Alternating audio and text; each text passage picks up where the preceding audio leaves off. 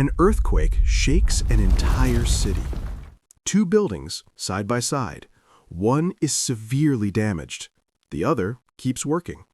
Same earthquake, same location. The difference is not the material, the height, or the cost. It's a counterintuitive idea, not resisting the earthquake, but controlling how it enters the building. The true origin of seismic damage. When an earthquake occurs, the ground accelerates in multiple directions, rapidly and chaotically.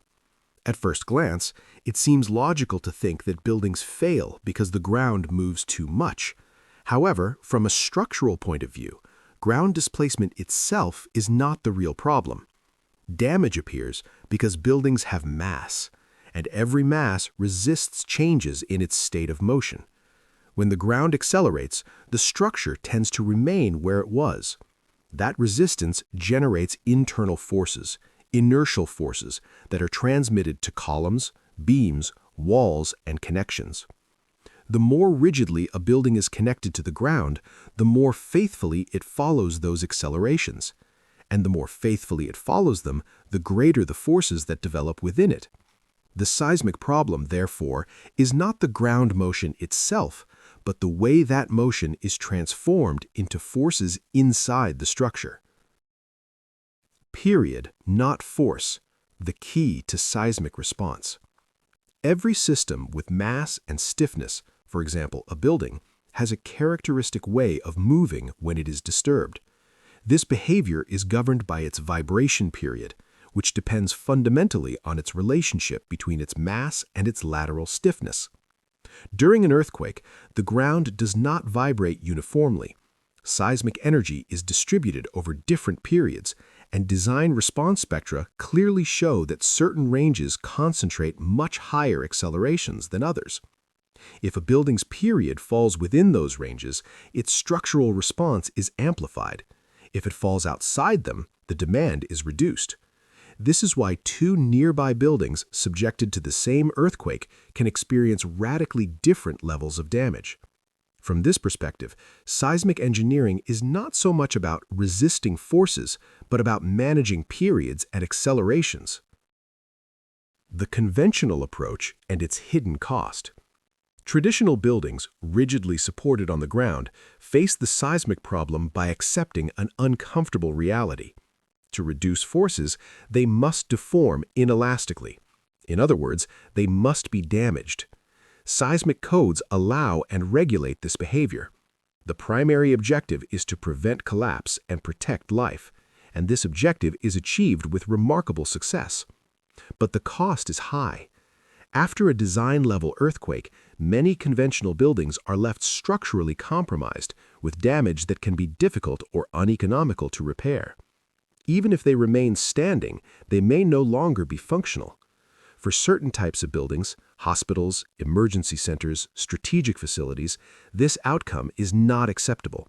It is not enough for the building to avoid collapse. It must continue to operate. A deep conceptual shift.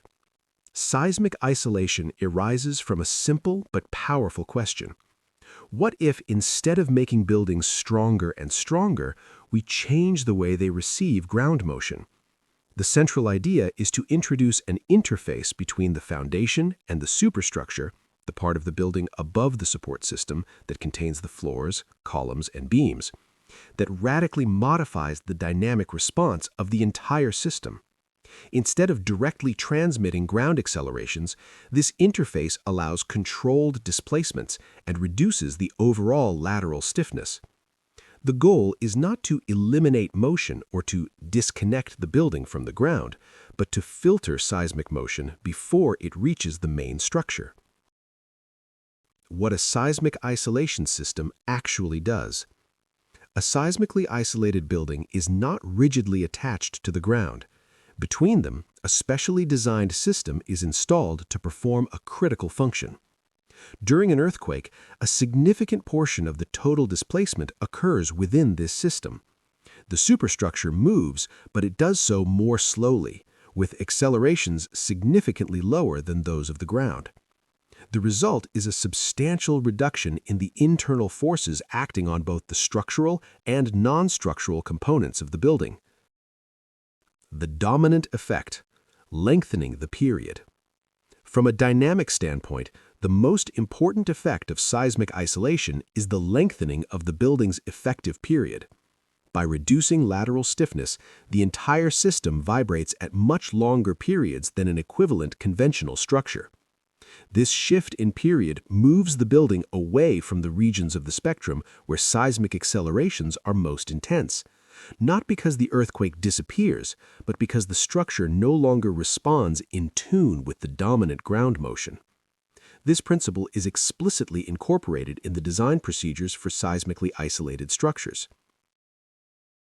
More displacement, less damage. Accepting longer periods means accepting longer displacements, and this is intentional. Seismic isolation systems are designed to accommodate significant lateral displacements even under the maximum considered earthquake. In return, the forces transmitted to the superstructure are drastically reduced. Seismic demand is not eliminated but redirected to a component specifically designed to handle it without compromising the rest of the building. Energy dissipation as an ally. In addition to the period effect, seismic isolation systems incorporate mechanisms that dissipate energy during seismic motion. This dissipation may come from friction, hysteretic behavior, energy dissipation associated with non-coincident loading and unloading cycles, or equivalent damping, a parameter that translates nonlinear energy dissipation into a linear dynamic model. Every displacement cycle consumes part of the earthquake's energy, progressively reducing the system's response. Seismic energy is not destroyed, but is mainly transformed into heat within the seismic isolation system. This process plays a decisive role in limiting accelerations and internal demands. 2 earthquakes, 2 objectives. The design of seismically isolated buildings clearly distinguishes between 2 levels of seismic input. The design basis earthquake, or DBE, represents a level of shaking the building may experience during its service life. For this event, the objective is for the superstructure to remain essentially elastic with minimal or no damage. The maximum considered earthquake, or MCE, represents an extreme level of shaking. For this case, the isolation system must remain stable and capable of sustaining the associated displacements and forces, even if severe demands are accepted. This dual-level design philosophy is a fundamental difference compared to conventional structures. The superstructure as a protected system. In a seismically isolated building, the superstructure ceases to be the primary energy dissipation mechanism. Its role is to remain stable, stiff within controlled limits, and functional after the earthquake.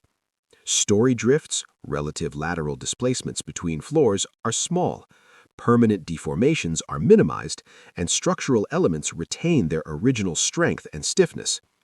This has a direct impact on the performance of non-structural components and on the operational continuity of the building. Constraints, limits, and realism. Seismic isolation is neither a free nor an arbitrary system. Codes impose lower bounds on design forces, stability checks, and minimum design requirements for the isolation system as well as for the superstructure and substructure. These limits exist to ensure that the system activates properly, that demands are not underestimated, and that behavior remains predictable even under unfavorable conditions. Seismic isolation is not a way to avoid seismic design, but a different and more controlled way of doing it. The final outcome. When an isolated building faces a severe earthquake, the outcome is markedly different from that of a conventional structure. Accelerations are lower, structural damage is dramatically reduced, and critical components remain operational. The building does not defeat the earthquake. It simply avoids the most destructive interaction with it. A broader lesson. For a long time, structural engineering focused on resisting ever greater forces. Seismic isolation proposes a different approach, accepting motion, modifying it, and controlling it. It is not about opposing the earthquake, but about understanding it well enough not to amplify its most dangerous effects. And it is that decision, made at a conceptual level, not only a technical one, that allows some buildings to continue functioning even after the largest earthquakes.